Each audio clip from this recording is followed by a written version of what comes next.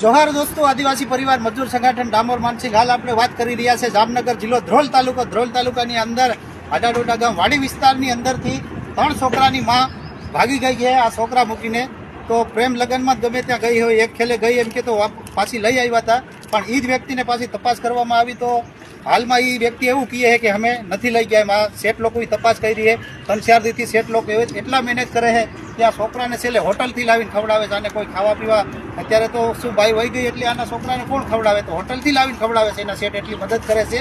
તો આપણે કોઈ પણ આદિવાસી ભાઈ હોય કે દરેક આદિવાસી ભાઈ એટલી આપણે મદદ કરવામાં આવે કે આ છોકરાની માં જેથી કરીને પાછી મળે એટલે આપણે પોગાડવાની. અને કોઈ પણ કદાચ મૂકવા આવશે તો એમને અમે પણ પૈસાની મદદ કરશું કે ભાડું વાટ ખર્ચનું.